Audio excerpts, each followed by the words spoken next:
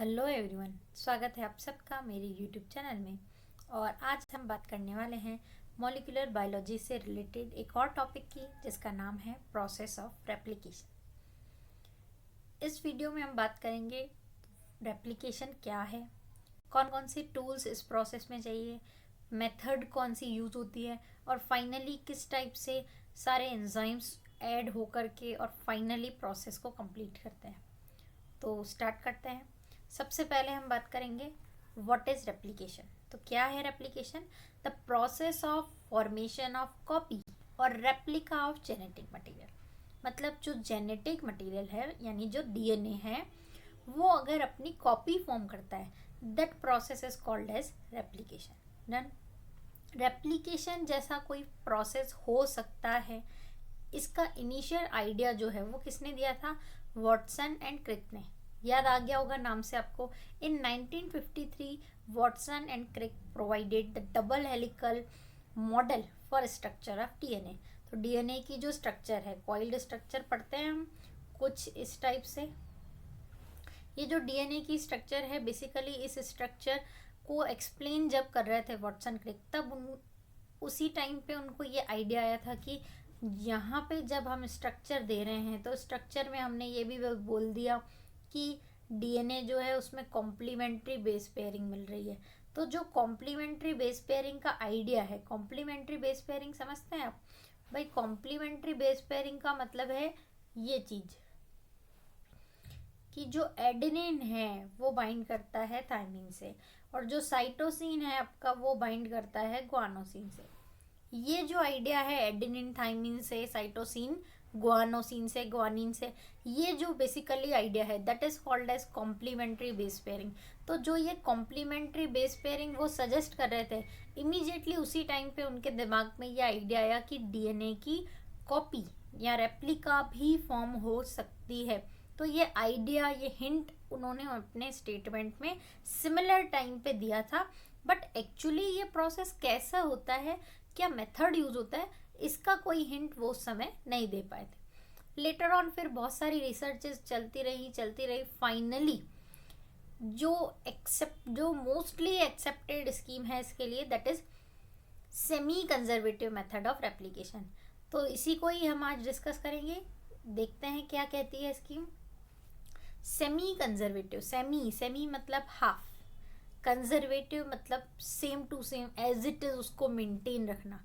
तो semi conservative method क्या कहता है कि each daughter cell receive half of its genetic material from the parent. ठीक है, मीनिंग क्या है कि जो पेरेंटल डीएनए है, ये अगर पेरेंटल डीएनए है तो इसका एक सिंगल स्ट्रैंड तो एक डॉटर सेल में जाएगा, दूसरा वाला स्ट्रैंड दूसरी डॉटर सेल में जाएगा, और अब इनमें भी डबल स्ट्रैंडेड बनना है तो उसके सामने जो है वो न्यूली सिंथेसाइज होगा स्ट्रैंड। ठीक है, इमेज में देख सकते हैं आप, दो पेरेंटल हैं हमारे पास,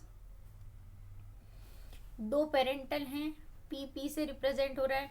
वो दो पेरेंटल जब इधर आ जाते हैं तो एक पेरेंटल के साथ एक न्यू स्ट्रैंड जो है वो सिंथेसाइज हो जाता है। और ध्यान से देखेंगे तो दोनों जो डॉटर सेल्स हैं, दोनों के पास एक एक स्ट्रैंड न्यू सिंथेसाइज है, और एक पेरेंटल है जो प्रीवियस वाला जो पेरेंटल सिंथेसाइज स्ट्रैंड उनके पास है। Semi conservative method of replication is like that. बोलो क्लियर है? नेक्स्ट देखते हैं हम। Next is tools of replication. मतलब रेप्लिकेशन की प्रोसेस में आपको कौन कौन से इंग्रेडिएंट्स चाहिए, क्या टूल्स आपको रिक्वायर्ड है। सबसे पहले हम बात करेंगे एंजाइम्स के regarding. First most important enzyme is DNA dependent DNA polymerase. ठीक है, पॉलीमरेज की जो नेमिंग है वो इसी टाइप से की जाती है, पैटर्न यही है। डिपेंड किस पे करता है एंजाइम का नाम? डिपेंड करता है जिससे सिंथेसिस हो रहा है, फ्रॉम विच, जहाँ से जिससे की कॉपी किया जा रहा है, जिससे कि कुछ फॉर्म हो रहा है, तो फ्रॉम के लिए डिपेंडेंट। और पॉलीमरेज का नाम क्या? जो सिंथेसाइज हो रहा है, विच मॉलिक्यूल इज सिंथेसाइज्ड। तो डीएनए, यहाँ तो दोनों डीएनए हैं, DNA dependent DNA polymerase enzyme. ठीक है, मतलब डीएनए को ही रीड किया जाएगा, फिर दूसरा सेकेंड जो डीएनए है वो न्यू सिंथेसाइज किया जाएगा। तो DNA dependent DNA polymerase, that is main enzyme for the process. Function क्या है, नाम है पॉलीमराइजेशन, मतलब पॉलीमराइजेशन में हेल्प करता है, न्यू सिंथेसिस सिंथेसाइज करने में हेल्प करता है। डन।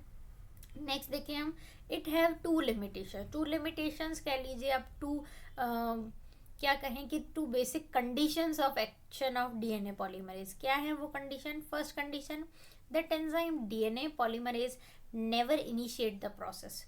पॉलीमरेज कभी भी प्रोसेस को खुद स्टार्ट नहीं करता, मतलब इसको पहला फर्स्ट जो नाइट्रोजनस बेस होता है उसको ऐड करने के लिए कोई ना कोई और आपको प्रोसेस में चाहिए। ठीक है, क्या है बात करेंगे हम आगे।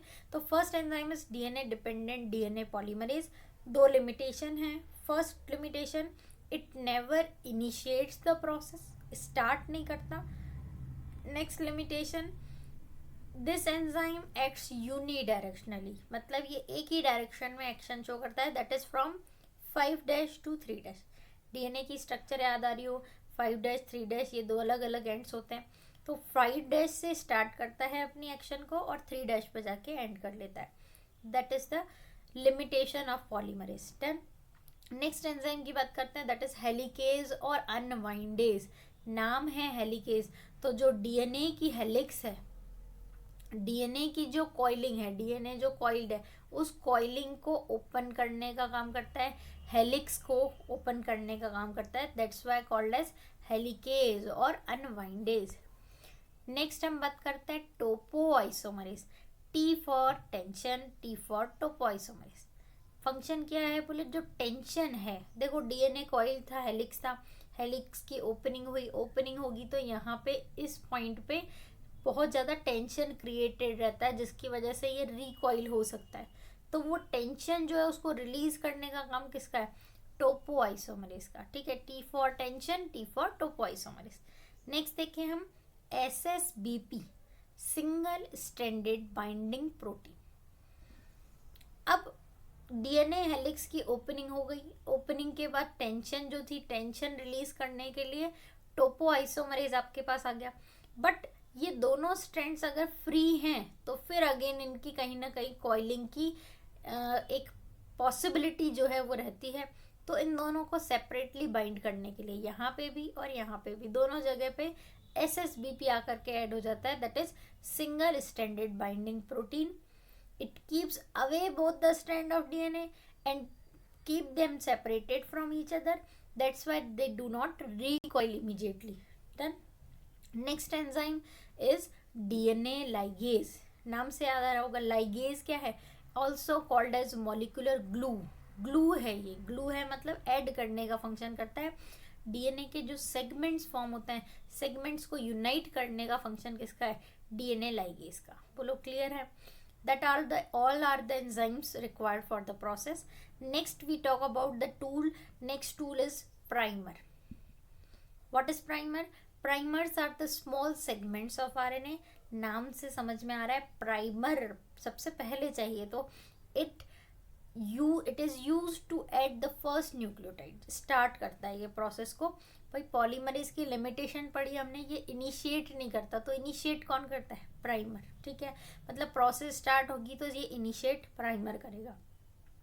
नेक्स्ट जो टूल है, final, last and final tool, that is deoxyribonucleoside triphosphate. Again deoxyribonucleoside triphosphate. जैसे ATP होता है, एनर्जी करेंसी ऑफ सेल, वैसे ही ये ATP करेंसी है, या प्रॉपर हम कहें तो ये कर रहे हैं ड्यूल फंक्शन, डबल काम करते हैं ये। देखो नाम में है ये ट्राइफॉस्फेट है। ATP क्या होता है? Adenosine triphosphate. लाइक ATP ये भी ट्राइफॉस्फेट है, तो ये एनर्जी भी प्रोवाइड करते हैं, साथ के साथ ये जो है एज अ सबस्ट्रेट भी यूज होते हैं। भाई प्रोसेस हो रही है फॉर्मेशन का, सिंथेसाइज कुछ हो रहा है तो एनर्जी चाहिए, एनर्जी भी लेके आ रहे हैं और यूज भी हो रहे हैं एज अ सबस्ट्रेट पॉलीमराइजेशन के लिए। दोनों चीज़ें बेनिफिशियल हो गई। बोलो क्लियर है? और that's it, these are the tools required for the process.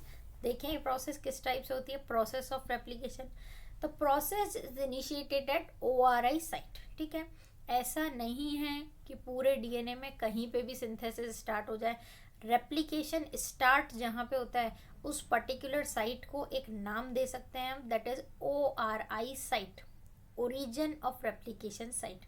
जिस पॉइंट पे ये साइट होगी वहीं से ही इनिशिएट होगा प्रोसेस ऑफ रेप्लिकेशन। डन। सबसे पहले इनिशियल मतलब इनिशिएट हुई ORI साइट पे, होगा क्या सबसे पहले, कौन आएगा, एंजाइम हेलिकेज और अनवाइंडेज आ जाएगा, हेलिक्स को ओपन करेगा। हेलिक्स को इसने ओपन कर दिया तो उसके बाद बाकी के एंजाइम्स भी आएंगे आपके, टोपोआइसोमरेज आएगा, SSBP आएगा, ये सब आके वहाँ पे बाइंड होकर के उसको सेपरेट रखने का काम करेंगे। अच्छा, ये सब आके जब एक्ट करते हैं एंजाइम्स, तो उस पर्टिकुलर पॉइंट पे इनिशियल स्टेज पे जहाँ रेप्लिकेशन स्टार्ट हो रहा है, एक इन्वर्टेड वाई शेप की स्ट्रक्चर फॉर्म होती है। That inverted Y shape structure is basically called as replication fork. Diagram में देख सकते हैं हम, ये है आपका रेप्लिकेशन फॉर्क। एंजाइम्स भी दिख रहे हैं अगर थोड़ा ध्यान से आप देखें तो, ये है आपका एंजाइम टोपोआइसोमरेज, देखो टेंशन रिलीज कर रहा है बीच में से, ठीक है। ये आपके छोटे छोटे से 4 मॉलिक्यूल आपको दिख रहे हैं, ये है SSBP, single stranded binding protein है। सिंगल स्ट्रैंडेड बाइंडिंग प्रोटीन क्या कर रहे हैं, दोनों स्ट्रैंड्स को सेपरेटली अपना होल्ड करके रखे हुए हैं ताकि ये रिकॉइल ना हो, ठीक है। और देन फाइनली ये सिंथेसिस हो रहा है, ये देखो ये सिंथेसिस चल रहा है और ये यहाँ पे भी सिंथेसिस की प्रोसेस हो रही है। क्यों, ये क्या नाम है वो भी बात करेंगे हम। रेप्लिकेशन फॉर्क का डायग्राम मेरे को लगता है आपको समझ में आ गया होगा, ठीक है। बोर्ड्स की अगर मैं बात करूं तो ये आपका क्वेश्चन है इंडिविजुअली ये ड्रॉ करने के लिए, ठीक है, ध्यान रखेंगे आप। नेक्स्ट हम देखें प्रोसेस फाइनली कंप्लीट कैसे हुई, कि सबसे पहले आए प्राइमर्स आकर के ऐड हो गए। प्राइमर्स के एडिशन के लिए एक इम्पॉर्टेंट पॉइंट, प्राइमर के एडिशन की जो डायरेक्शन है that is exactly similar to the action of DNA polymerase. जिस डायरेक्शन में पॉलीमरेज एक्ट करता है सेम उसी डायरेक्शन में प्राइमर भी आपके एक्ट आकर के ऐड हो जाते हैं, क्योंकि वो स्टार्ट करेंगे केवल आगे का प्रोसेस पॉलीमरेज को करना है, तो वही आकर के फाइनली उसको कंप्लीट जो है वो करता है, ठीक है। डायरेक्शन कौन सी थी, 5' to 3', यानी जिस पर्टिकुलर पॉइंट पे न्यू स्ट्रैंड का 5' बनना होगा वहीं आकर के प्राइमर आपके ऐड हो जाता है, ठीक है।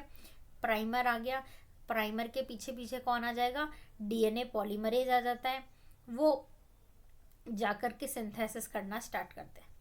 अब जो ये इसकी यूनिडायरेक्शनल एक्टिविटी थी किसकी, पॉलीमरेज की, DNA पॉलीमरेज की, तो DNA पॉलीमरेज की जो ये यूनिडायरेक्शनल एक्टिविटी है उसकी वजह से एक पर्टिकुलर स्ट्रैंड पे तो सिंथेसिस चलता है आपका कंटिन्यूस, जबकि दूसरे वाले पे चलता है डिसकंटिन्यूस।